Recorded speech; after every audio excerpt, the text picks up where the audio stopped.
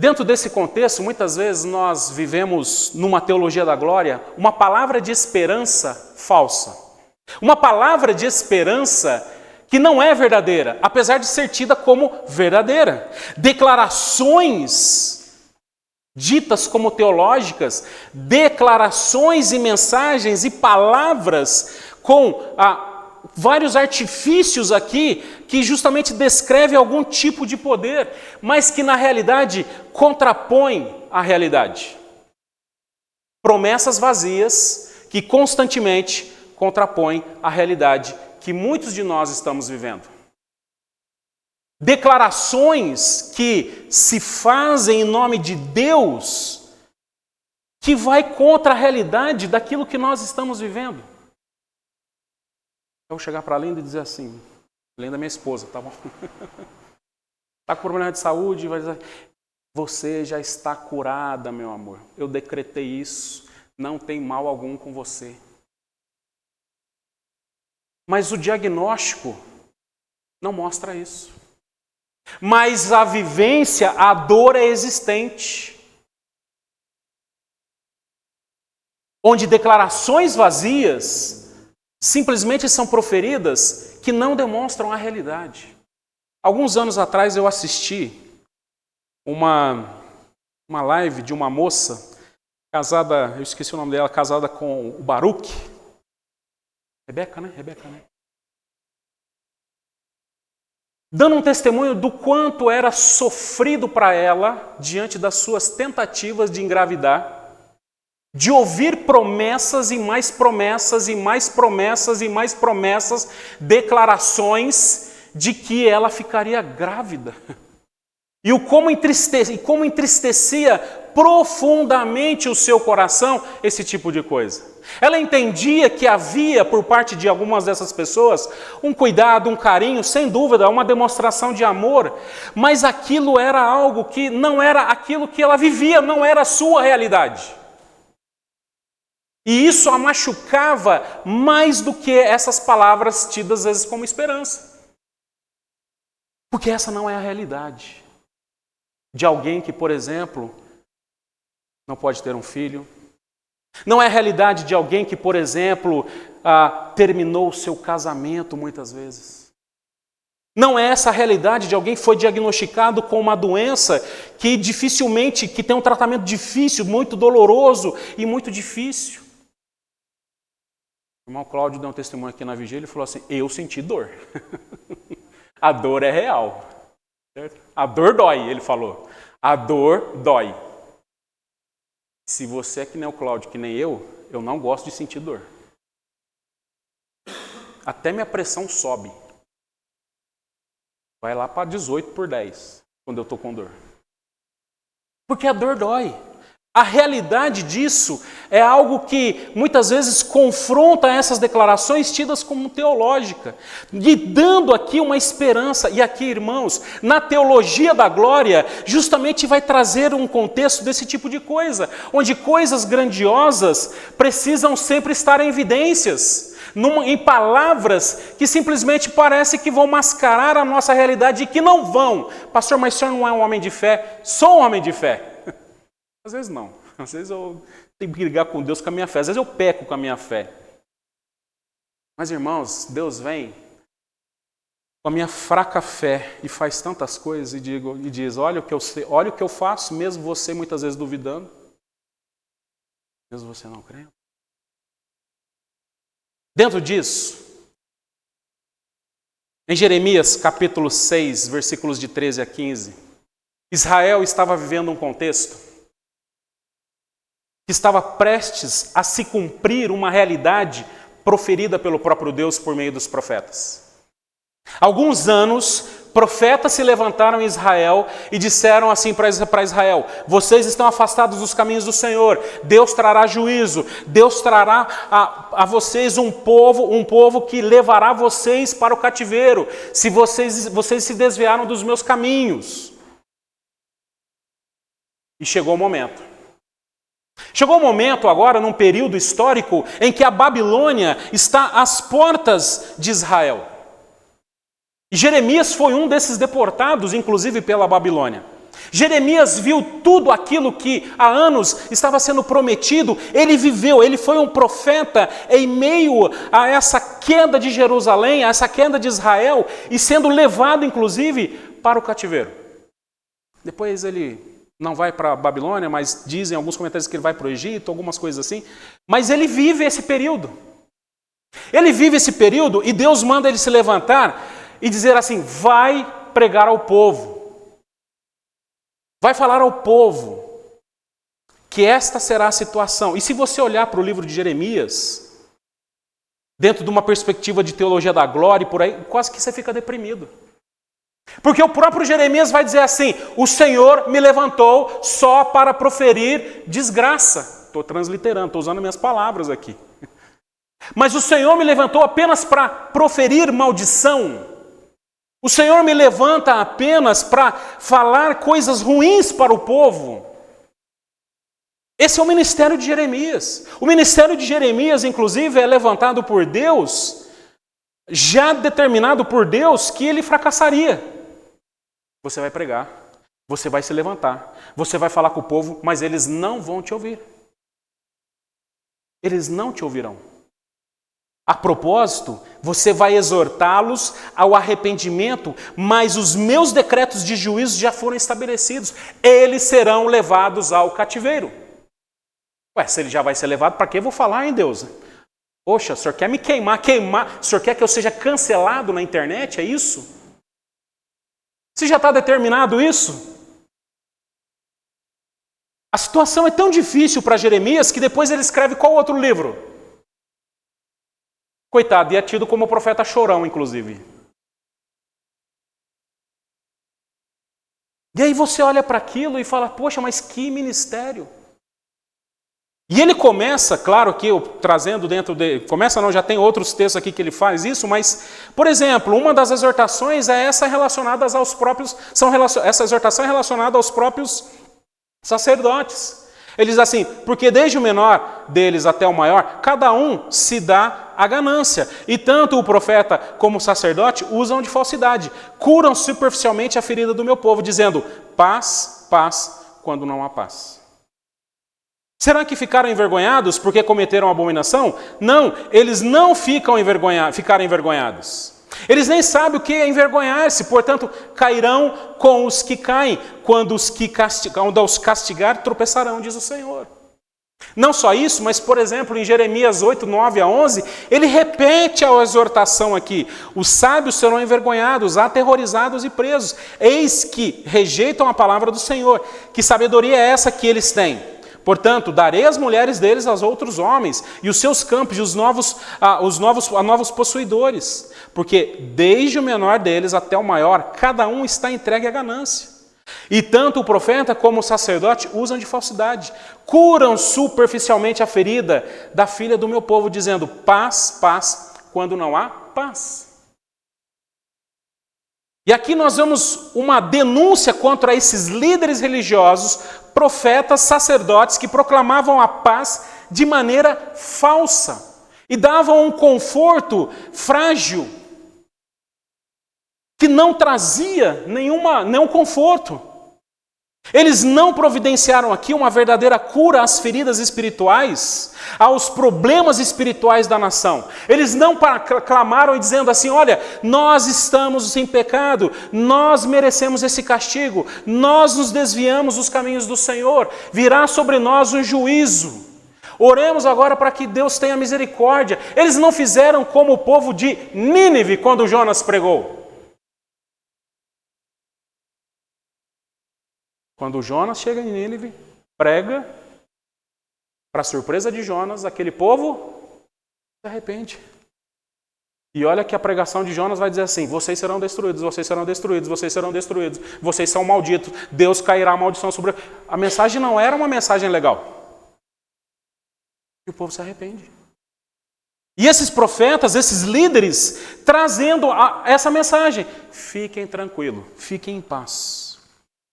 Nós temos o templo, nós somos o povo de Deus, nós temos os profetas, nós somos detentores das Escrituras, nós temos um Deus maior do que os deuses pagãos. E eles estavam certos nesse sentido. Mas se esquecem que esse Deus, por ser maior que os deuses pagãos, utilizam povos pagãos para disciplinar a vida deles. É impressionante. Eles diziam paz, paz, paz, quando não há paz. É aquela coisa, num menor grau aqui, entenda que eu, bem dentro do menor grau, você esposa, só para fazer uma brincadeira aqui, quando você chega para o seu marido e fala assim, bem, aquele cano está vazando. Aí o que ele fala? Fique em paz, minha querida, vai dar tudo certo. Bem, eu levantei hoje e estava lá pingando, aumentou a vazão lá e está pingando mais. Fique em paz, mulher, fique em paz. Paz, paz, paz. Mas não tem nada em paz. Aí ela chega, bem, caiu o reboco. Fique em paz, minha querida. Está passando o jogo do Palmeiras, minha querida. Fique em paz, dá tudo certo. No final vai dar tudo certo. Fique em paz. Paz, paz, paz. Quando não há paz. Bem, já caiu um bloco. E ele está lá, maratonando a Netflix. Fica em paz, bem. Fica em paz. Paz, paz, paz. Bem, a defesa civil está aí porque caiu a casa.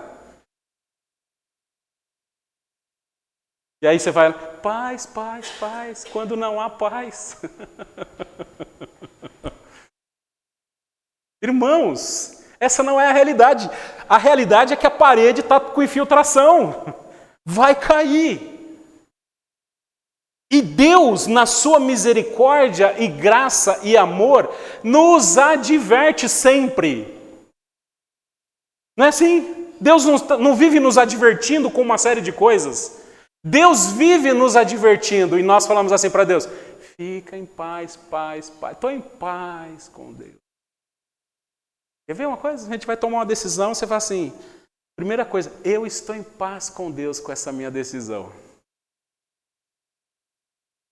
E aí dá ruim. E aí aquela paz se torna um grande problema, uma grande dificuldade. Por isso a paz é enganosa. Por isso um discurso de paz, numa realidade que não tem paz, é uma promessa vazia, é uma promessa sem Deus. No caso, esse povo deveria receber a mensagem e entender com temor e tremor, apesar do juízo decretado de Deus, apesar de mesmo arrependendo não mudaria nada aquilo que Deus havia decretado, simplesmente aceitar de bom grado o juízo e a correção de Deus. Agora, isso é um grande desafio para nós. E aí nós lembramos de Jó, capítulo 2, versículo 10, quando apesar de não ter feito nada, apesar de não ter pecado, ele é confrontado pela sua esposa, e Jó vira para ela e diz assim, temos recebido de Deus o bem. Amém? Temos recebido de Deus o bem. Que bom! Amém por isso. Mas não receberemos também de Deus o mal? Amém? Aí que é difícil dizer o amém. Mas Jó tinha essa compreensão. Jó entendia, e aqui eu entendo que muitos de nós não passamos aqui nem perto de algumas tribulações que Jó passou. Porque esse homem perdeu tudo. Perdeu os filhos. Está sendo humilhado. De uma coisa, inclusive, que ele nem sabe o que está acontecendo. De um problema lá entre Deus e Satanás, que estão lá numa discussão, e ele está lá no mundo vivendo a vida dele, está lá temendo a Deus, e de repente começa desgraças e mais desgraças cair na vida dele. E aqui, irmãos, a palavra é de paz, mas não há paz.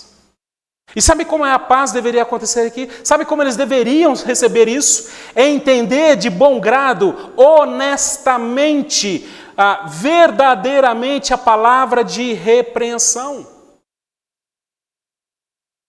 Olha, a nossa situação é essa.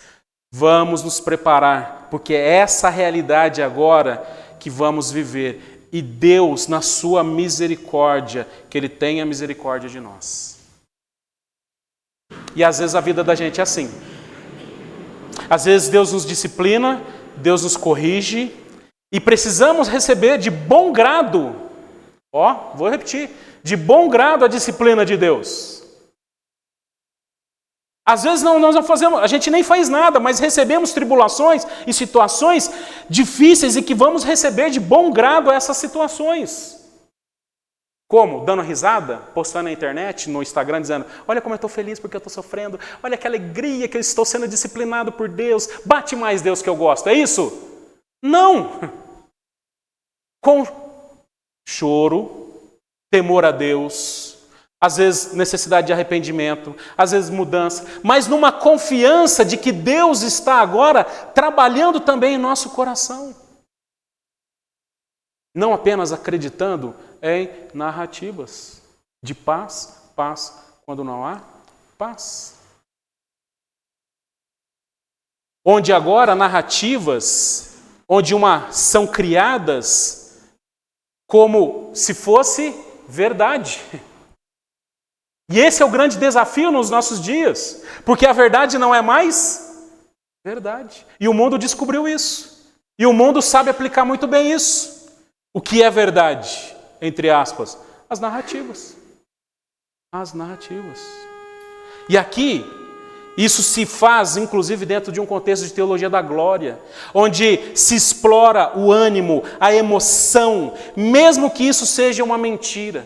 Se vende agora um triunfalismo que muitas vezes não se dá, que não se mostra a realidade.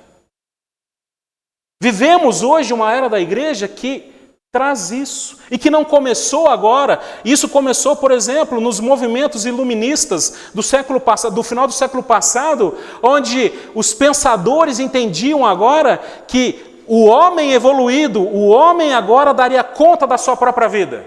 Ele, através da tecnologia, na iluminação dos seus pensamentos, ele simplesmente deixaria agora de viver sobre essa pressão da igreja, da religião, dos líderes, dos reis e assim por diante. O iluminismo vai dizer assim: o homem é bom no que faz.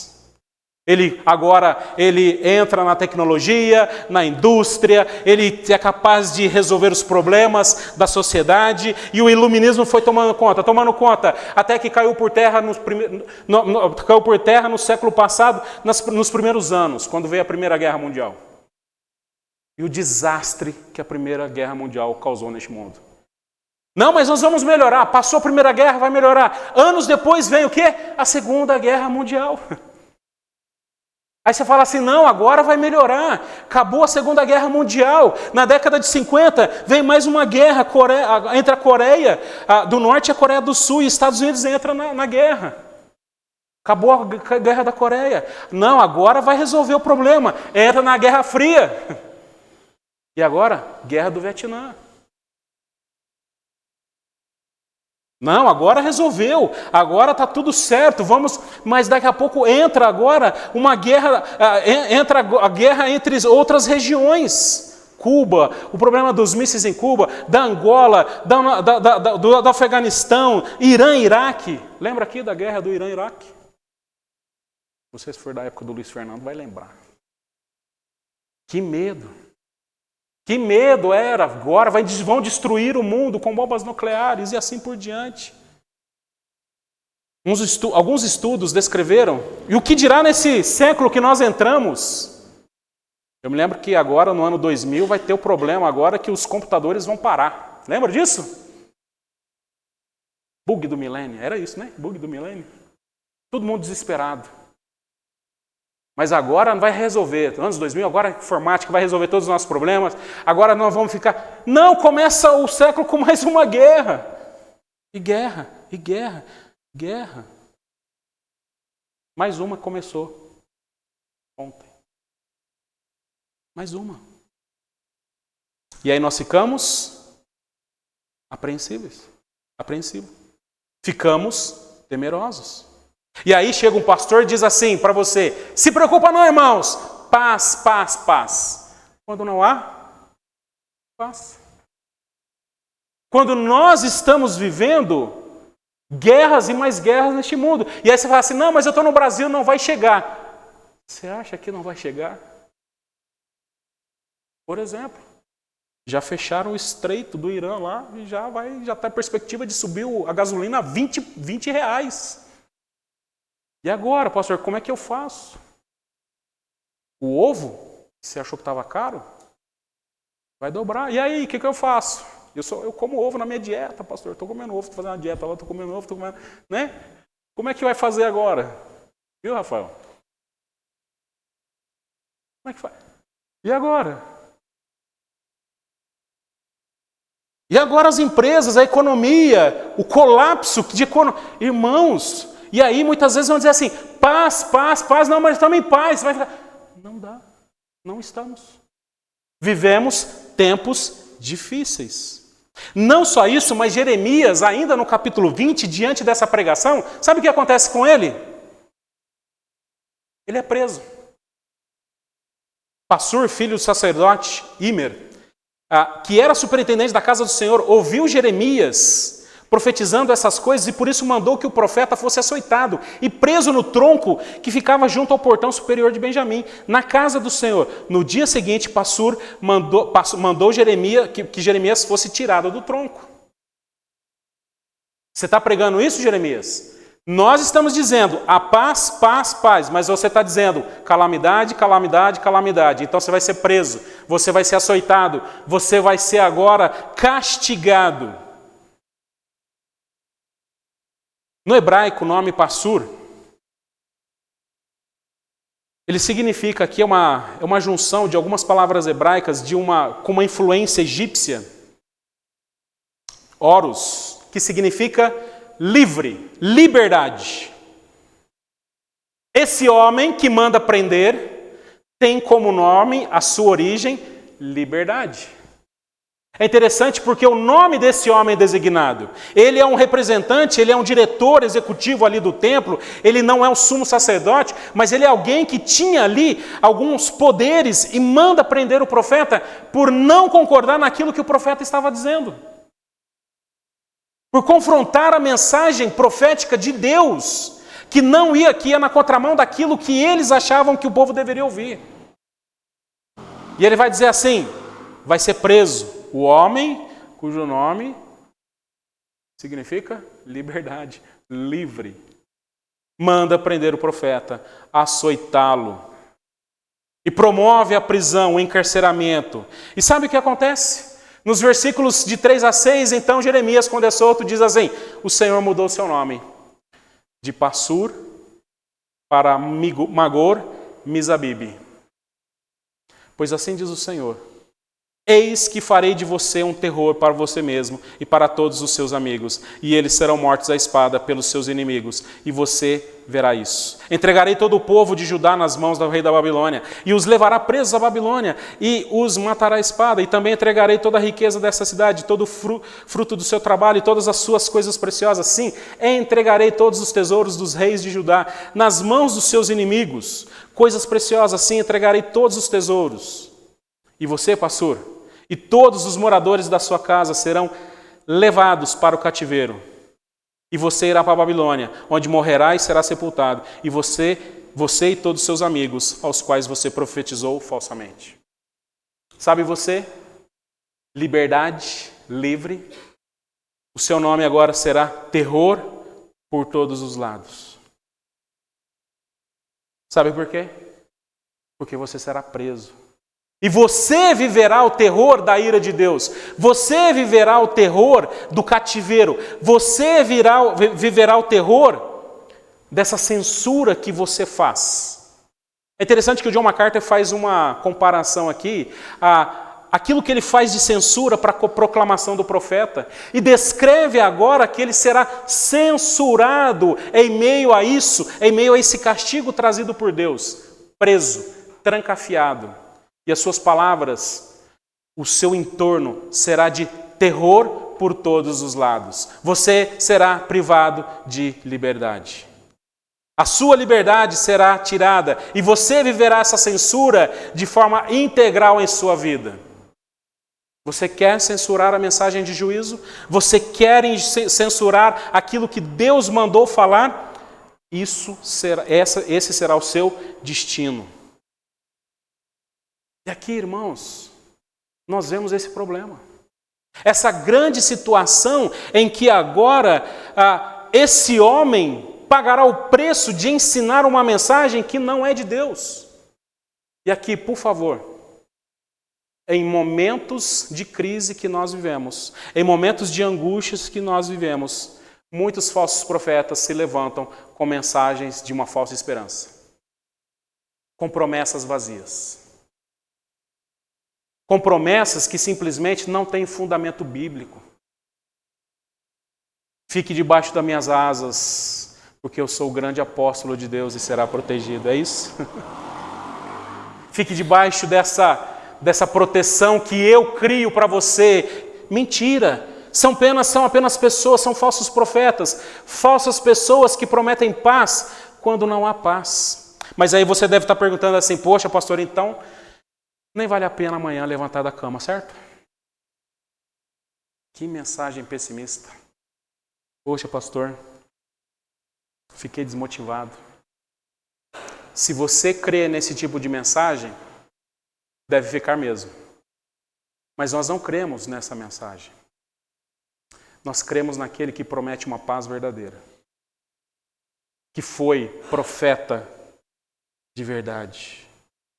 Quando o Senhor Jesus, o nosso profeta, diz em João 16:33, falei essas coisas para que em mim vocês tenham paz.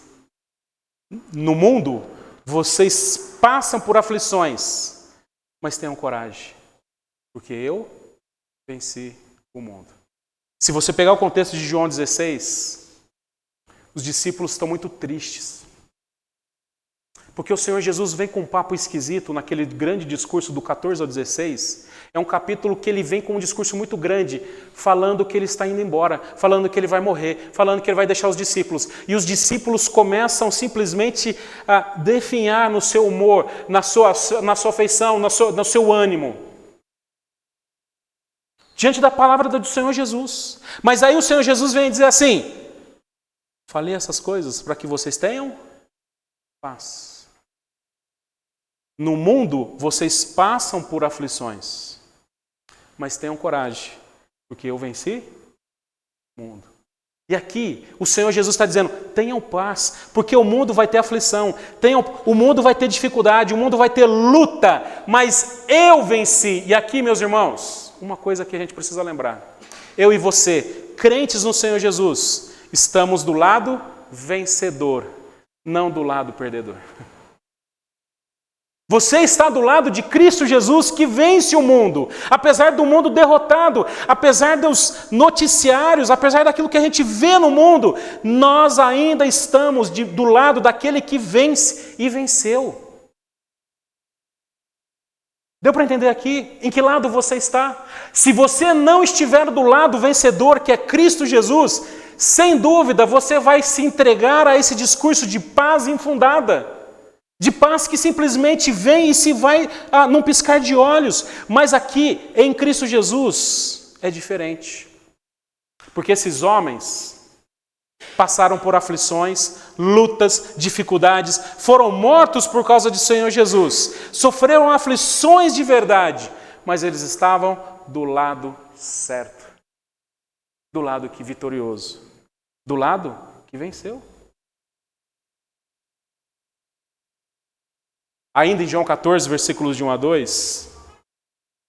Leia esses textos essa semana, tá? 14, 15 e 16, para você ver como isso é encorajador. Que o coração de vocês não fique angustiado. Não preciso nem perguntar se tem coração angustiado aqui hoje. Tem coração aflito? Vocês creem em Deus?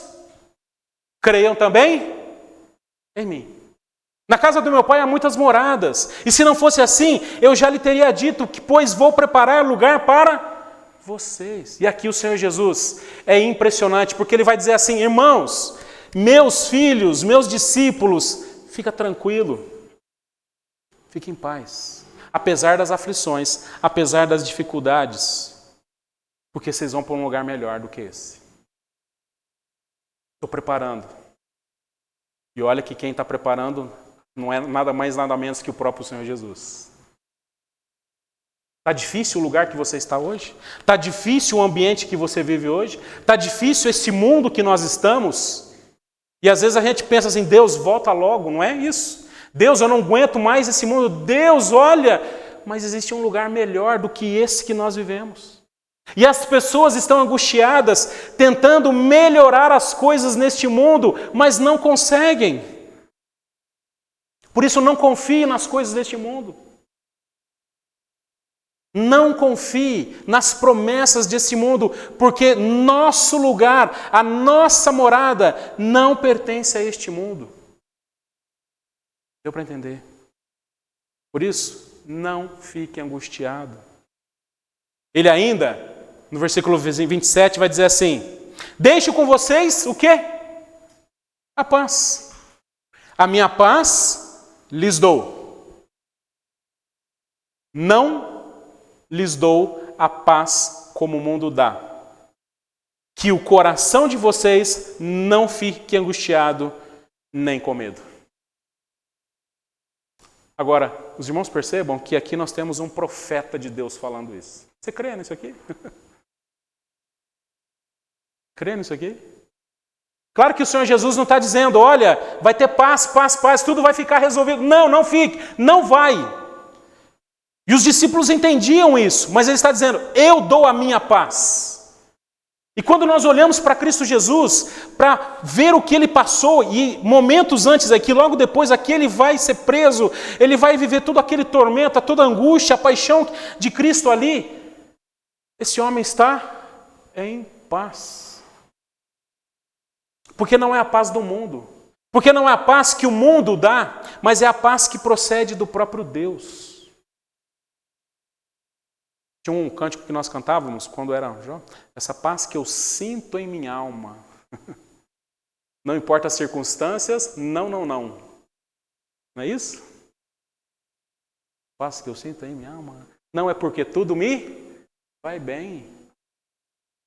Deus fazia até um contracanto dos homens e das mulheres, né? Essa paz que eu sinto em minha alma. Não é porque tudo me vai bem. Essa paz. E assim vai. Queridos irmãos, você tem algo no seu coração, na pessoa de Cristo Jesus, que o mundo não tem. Amanhã, quando você entrar no trabalho, as pessoas começarão a conversa. Você viu os Estados Unidos, a bomba que ele jogou lá no Irã?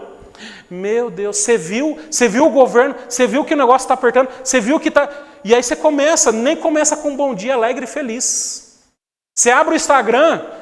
A não ser a mensagem das irmãs lá, que vem a mensagem do WhatsApp de bom dia, que o Senhor Jesus esteja com você, que maravilha, que a mãe manda para você, né?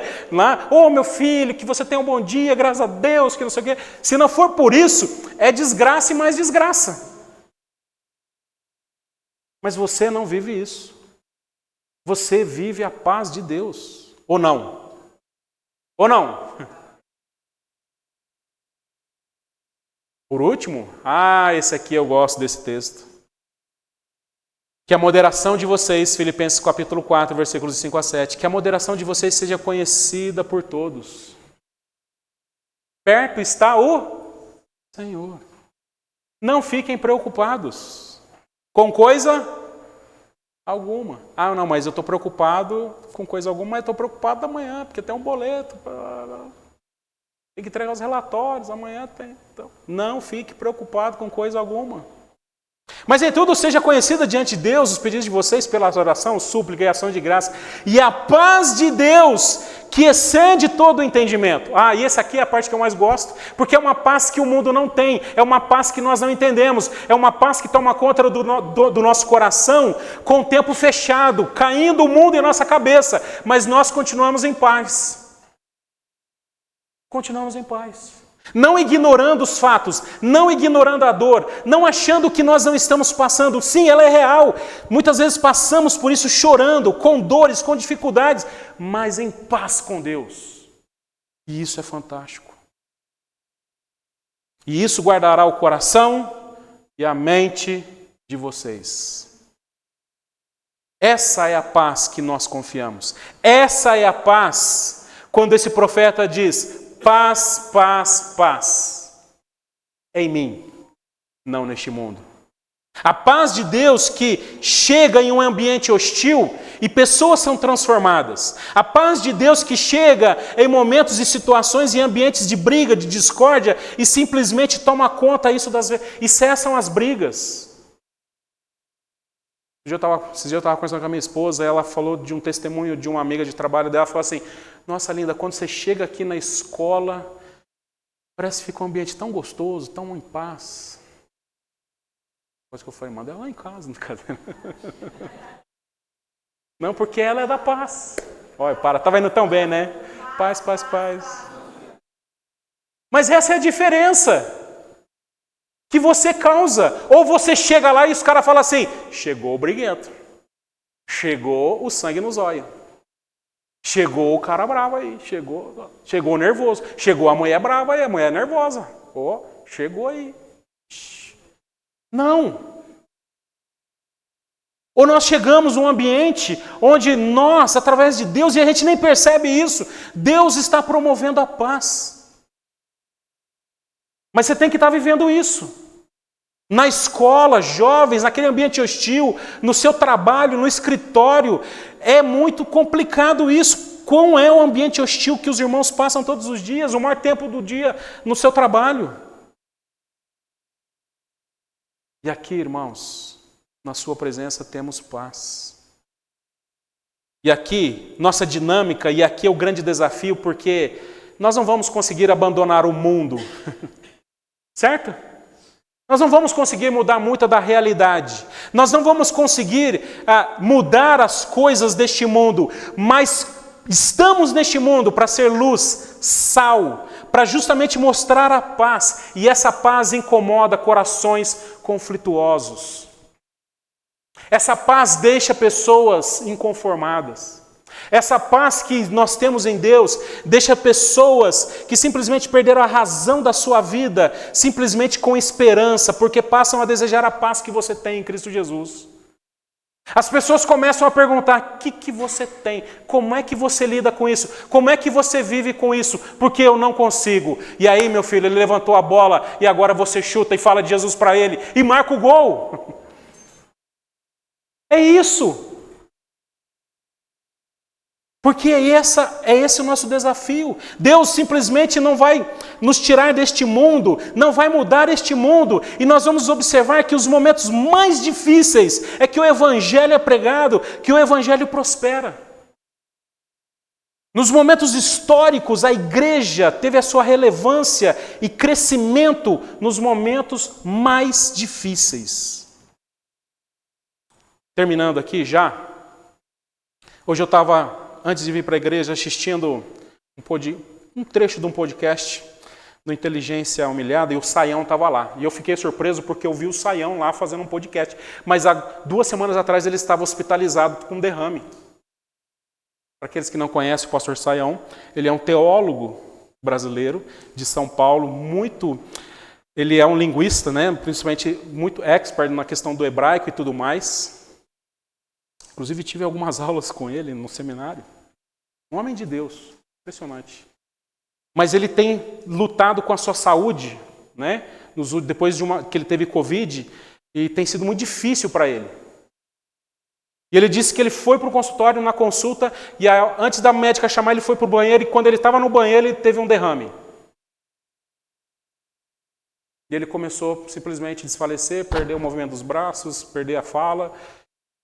E foi ali a graça. E eu fiquei observando aquilo e ele dando o testemunho dele, ele falando assim. E aí depois eu esqueci o nome do rapaz lá, do inteligente. Ele falou assim, poxa, mas você já está aqui depois de 2 semanas? Ele fala assim, hã? Não, é o... Vilela. Vilela perguntou para ele, mas como é que você está depois de 2 semanas? Ele falou assim, não sei, porque eu não sou ninguém, eu não sei por que Deus faz isso comigo. Porque eu não sou nada. Mas Deus opera em meio à fraqueza. Ele falou, eu não sei, porque... Olha, ele falou assim, eu poderia estar na escada e ter caído. E machucado, mas Deus nos detalhes me livrou. E eu já estou aqui. Não sei como. E ele falou, é só Deus. E eu não sei porquê. Ele falou assim, e eu orei falando assim, Deus, se o Senhor chegou a minha hora, estou pronto. Que o Senhor cuide da minha família. Obrigado por esse tempo aqui em vida e eu vou de bom grado para com o Senhor. Deu para entender? Que paz no seu coração. Em meio a um derrame. Em meio a uma doença grave que ele lida, com dores intermináveis. E esse homem está ali. E ele fala no final do... Vilela fala assim para ele, dá um testemunho para quem está sofrendo. E ele fala assim, eu, por meio desse sofrimento, eu agradeço a Deus porque Ele me deu isso. Não porque eu gosto de passar, mas porque eu entendo que a partir desse sofrimento e dor, hoje eu tenho mais intimidade e conhecimento do que irmãos que estão passando por dor passam. Antes eu nem pensava nisso, agora eu penso. Por isso, irmãos, como diz Paulo em 2 Coríntios capítulo 4, versículos 7 a 18, temos, porém, um tesouro em vaso de barro, para que se veja que a excelência do poder provém de Deus e não de nós. Deus usa a fragilidade das nossas vidas para algo glorioso. Em tudo somos atribulados, porém não angustiados. Ficamos perplexos, porém não desanimamos. Somos perseguidos, porém não abandonados. Somos derrubados, porém não destruídos. Levamos sempre o nosso corpo, o morrer de Jesus, para que também a vida dele se manifeste em nosso corpo. Porque nós, que vivemos, somos sempre entregues à morte por causa de Jesus. Para que também a vida de Jesus se manifeste em nossa carne mortal, de modo que em nós opera a morte e em vocês a vida. Tendo, porém, o mesmo espírito de fé, como está escrito, eu criei, por isso falei. Também nós cremos e por isso também falamos, sabendo que aquele que ressuscitou o Senhor Jesus também nos ressuscitará com Jesus, nos apresentará juntamente com vocês. Porque tudo isso é para o bem de vocês, para que a graça, multiplicando-se, torne abundantes as ações de graça por meio de muitos, para a glória de Deus. Por isso, não desanimamos. Pelo contrário, mesmo que o nosso exterior se desgaste, o nosso interior se renova dia a dia. Porque a nossa leve e momentânea tribulação produz para nós um eterno peso de glória, acima de toda comparação, na medida em que nós olhamos para as coisas que nós não olhamos para as coisas que se veem, mas para as que não se veem. Porque as coisas que se veem são temporais, mas as coisas que não se veem são eternas. Que nessa semana, meu irmão e minha irmã, você possa descansar a sua esperança nessa verdadeira palavra de Deus.